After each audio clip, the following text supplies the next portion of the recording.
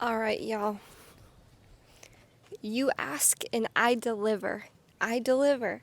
So my last video was explaining like what I learned while I was homeless, and I got a comment. Shout out to you. They basically asked like how I became homeless, and that is like a whole other video. So that's basically what I'm doing today. And so I drew out this diagram of like leading up to how I became homeless. And just look how complicated this is. Like, I had to make a whole video about it. Okay, this is a diagram of how I became homeless.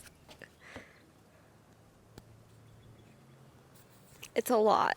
So, we're gonna break it down today. So, at the time, I was living in Humboldt, and so I moved to Sac. I was back to Sac, I was 20 years old. And I was like, okay, well, who am I going to move in with? You know, my kind of burned bridges with my aunt, unfortunately. So, like, what am I going to do? My dad, so I have a half brother from my dad, and he lived in Oak Park, downtown Sacramento. Now, if you know a little something about Oak Park, scary. Oak Park is very scary. But, and I only met my half brother twice in my entire life, and he is 42. And, you know, no one really thought, like, oh, yeah, Megan can move in with her half brother who's 42, who she's only met twice in her life. Like, that seems smart. That's a great idea, right? So, I move in with the man, and I will not name names because I'm scared of his mom. Anyway, so I live with my half brother, and it only took like a month in. Like, keep in mind, I saved up $3,000 to like worked my ass off, worked full time at a job where I was getting harassed at to, save enough money to move in with my half brother.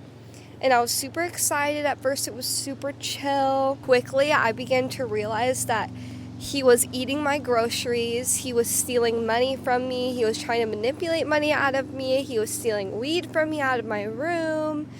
Just doing things that maybe a brother shouldn't be doing. And for me, I was so excited. I was like, oh my God, like I'm moving in with my brother. He's going to protect me. No, that man is a narcissist and did not treat me well at all whatsoever. So that was pretty disappointing. And also he was drinking a lot and had drugs in the house and like weird people over. And I was like, oh, I don't feel safe here anymore. So after like I realized he was manipulating money out of me and doing all this shady stuff, I was really close with his mom, who was with my dad, you know, for a set amount of years. And she treated me like very good. She'd always take me out to her horses, take me out to restaurants, like becoming like a mom figure to me, which I really appreciated. But when I went over to her house to tell her what her son had been doing, you do not want to approach a mama bear and tell her that her cub is stealing and that she didn't raise her, because she's going to take that as like, oh, that you're telling me I didn't raise my son right? Like, my son is an angel. And that's what she started saying to me. She said, my son would never do that. You're the problem. You're a liar. Now, she was also on pain meds. So she was very emotional and screaming at me that I was lying, and that just like that she doesn't believe me, and that I'm the problem, and that I probably made all this up, and I'm this, I'm that, I'm that. And then I started crying, and she's like yelling at me, saying all this stuff. I'm sitting there just sobbing, not knowing what to do. And then like a switch, like that, she'd go, oh my gosh, honey, I'm so sorry. Like, I don't mean to yell at you or make you cry. Like, and then she starts trying to hug me and being like, I do believe you. Like, I'm sorry. And then like a switch, back to yelling at me, being like, you're the problem. You're a liar. And this switch happened like 4 times. So I am sitting here frozen in place.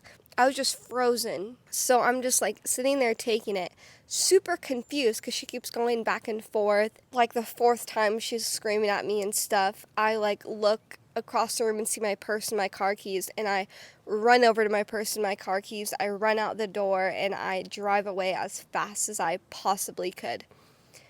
And at that point, I think something in my brain was like, oh, no one's gonna believe me. Like if I tell anyone, like they're gonna treat me exactly how she just treated me.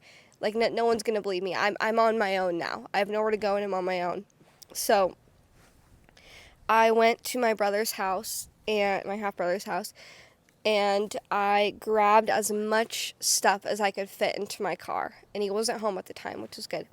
I grabbed as much stuff as I could fit into my Camry, and I went to a Target parking lot and I was out of money. And he by the way, he was eating all my groceries. He didn't have a job, and so I ran out of money very quickly. But I sat in a Target parking lot for 3 days, not knowing what to do. And a little before this, I had blocked my mom and my dad just because I felt like they didn't deserve my presence in their life at that time, because they had allegedly done things to me, in my childhood and in my teen years, and said just the worst things you can say to a child. So I just felt like I'm on my own. So I was in this parking lot for 3 days, and I reached out to my other brothers, actually from my mom, half brother, and I call him my full brother, like he's my brother. And I reach out to my brother, and he reaches out to my cousin. Now my cousin reaches out to me and is like, come over, we'll figure this out, right? So I go over to my cousin's house, and I ended up sleeping on his couch for 2 weeks, and each day I would shadow him. And we went over to my half brother's house, and I got all the rest of my stuff. And I was sleeping on my cousin's couch for 2 weeks, shadowing him every day at work. And my cousin said that when I showed up to his apartment, I looked like a zombie. I looked unrecognizable. I looked drained. I looked depleted. I looked like I was on drugs, and I wasn't. So that's pretty telling of the mental state I was in and how traumatized I was. But my cousin did so much for me, open up his couch to me, and I got to shadow him every day at work, which was really, really awesome. And just super, super kind, was there for me. And my other cousin, they actually had an open room in their apartment. So I moved in with that cousin for about 6 months. This is when I got into a relationship with a guy who turned out to be gay and is in love with his guy best friend the whole time, and treated me like absolute shit, which I just talked about on my newest podcast episode. Finally, I was so scared to tell the story for 3 years because I didn't want to out someone, but obviously I didn't say his name. I didn't give any clues as to who this man is, and he's never been on social media or my social media or anything. So, and in my eyes, he treated me so much. I'm my one rule is, if you're gonna cause me emotional trauma, I'm gonna try to profit off of it. Sorry, you at least owe me that. So then I'm living at my cousin's house, and the in-between story to this story is in my new podcast episode that I just uploaded, basically breaking down that relationship with him. And the full story is insane, absolutely insane, how I found out. And when I confronted him, how he reacted, it was like a demon came out of this man. It was crazy. After that, I remember going back to my cousin's house, and that ex who I was with for those 6-7 months, he had told me, he would always be there for me, and that he was so sorry that he treated me like shit. But you always have to be suspicious about a guy who tells you this. He'd be like, oh, all you did was make me happy, and all I did was make you sad. Yeah, because you were closeted and in love with your guy best friend. What the hell? Anyways, so I went back to my cousin's house, and I didn't really get along with his ex-wife now, but wife at the time. I didn't really get along with her, just because she would try to tell me that I had autism, and that I needed all these sort of things, and she would try to really take control of like my bank account, which like she was trying to help in the way that she could, but I didn't need a mom. I needed more of a friend, or just I needed a friend. I needed comfort. I didn't need someone to step into a mom role and really like try to control me as much as she did. But I do see what she tried to do for me, and I do really appreciate that. But at the end of the day, we just didn't get along. We just really did not get along. And there was this morning where she basically, so like I inherited this gold coin. It was worth $1,200. My brother bought it off me so that I could buy it back from him in the future one day.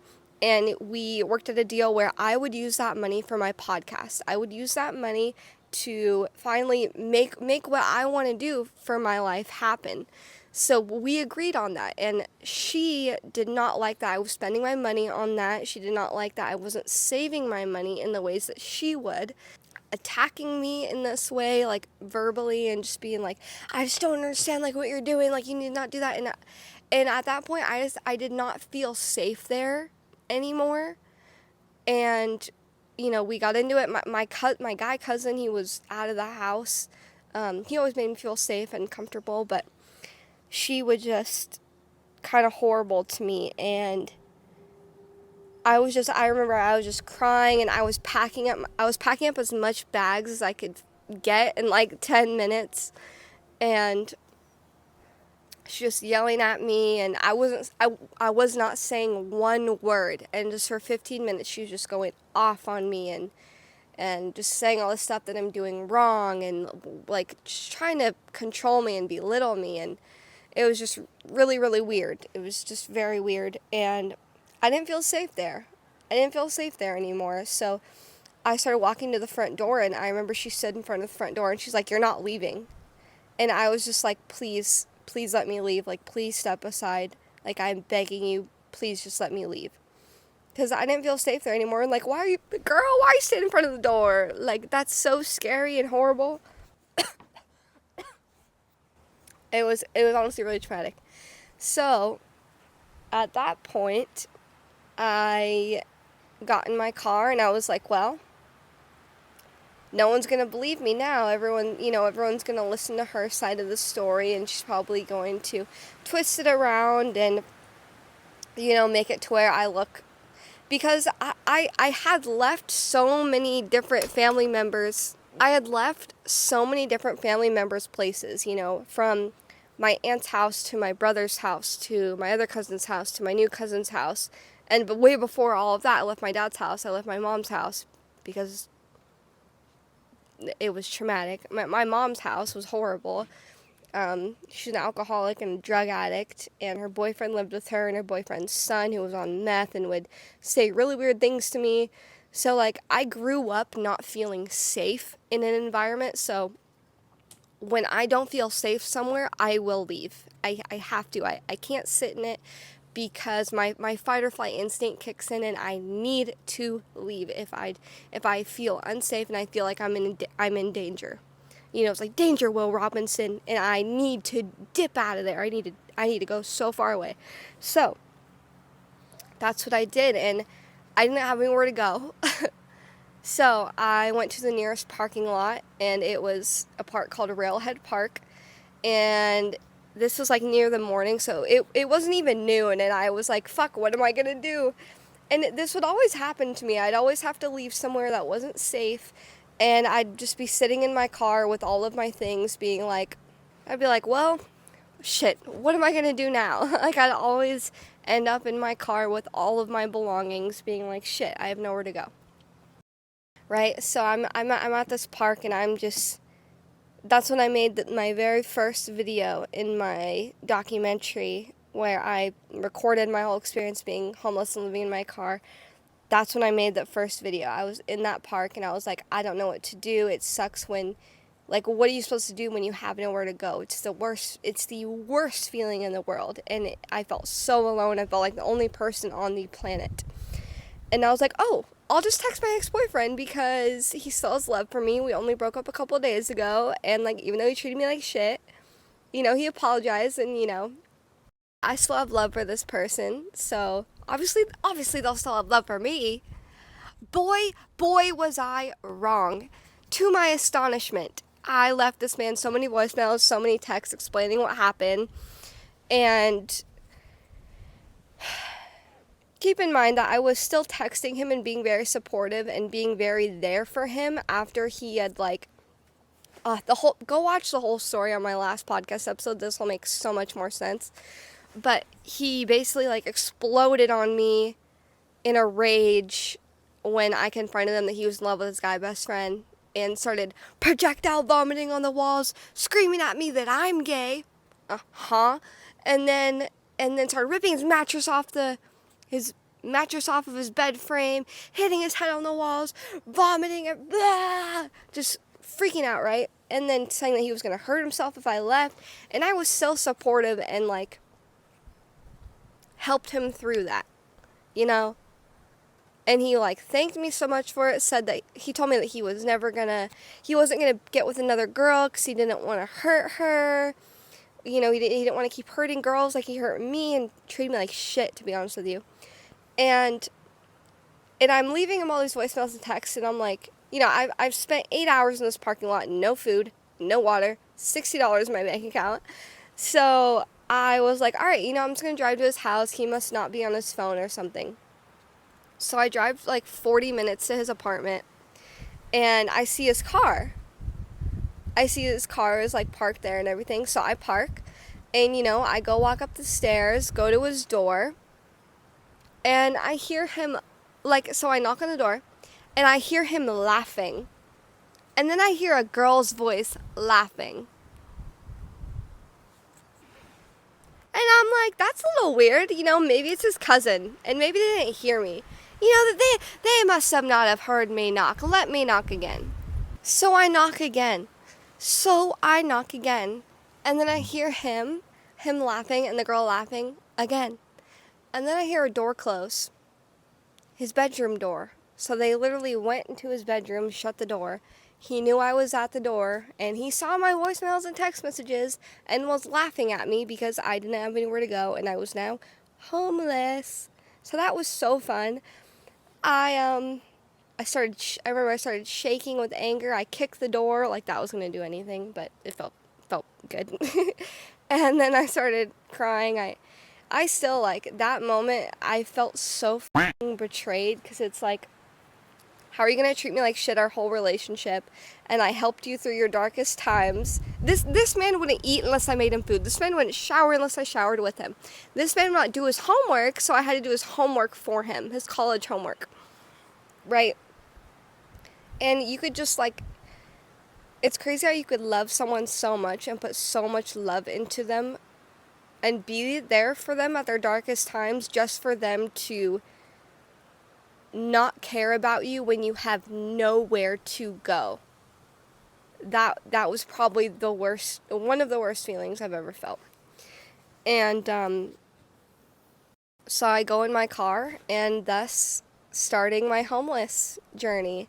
All of my family had cut me off, my brothers, my cousins, because everyone was listening to my cousin's ex-wife now, part of the story, and everyone was looking at all the different places I had left and been at that they weren't looking at reasons to listen to me. They were listening to other people because I was, I was young. I was 20, right? So I don't think they didn't want to hear me out. When after I got out of homelessness and I was a stronger person and I had gained confidence and I had stood up to my family and been like, what the yeah, that's how I became homeless. And yeah, I started living in my car. I met this guy named Dan Van, and I found a community of car campers. I would park by them every night and sleep there, and that went on for 3-4 months until I was Instacarting every day, saved up money to get my own place. And I was really lucky to even have a car. Most people don't have a car or anything. And after I got out of homelessness, I remember being I was telling my family I would never forgive them, especially my brothers. That's what hurt the most. 'Cause my 2 brothers who are from my mom, I'm really, really close with. And that really hurt me more than anything, was that, not even they would hear me out or listen, but like I said, everyone was listening to other people's sides of the story, and yeah, so, but boy were they wrong. That's pretty much how I became homeless. So that's pretty much it. Let me go ask my brother though, really quick, and I'll be right back. Yeah, so I appreciate y'all watching this, and shout out to that comment, because this is kind of a fun video to make. I'm doing pretty great right now. Like, I'm making a video about how I used to be homeless, and look at this view behind me. Like, I'm on the up and up, and I couldn't be more grateful. Oh, by the way, I'm at an Airbnb with all my cousins. So my cousin CM Stunich, Caitlin, she's freaking awesome, and she's a famous author. And she was able to get this Airbnb so all of our cousins can have a little reunion for a couple days. So yeah, that's why I'm here right now, and I'm able to make some content for y'all. So yeah, thanks for chatting with me. Thanks for this therapy session. And I love all of you. And you all have a wonderful rest of your day. Bye bye.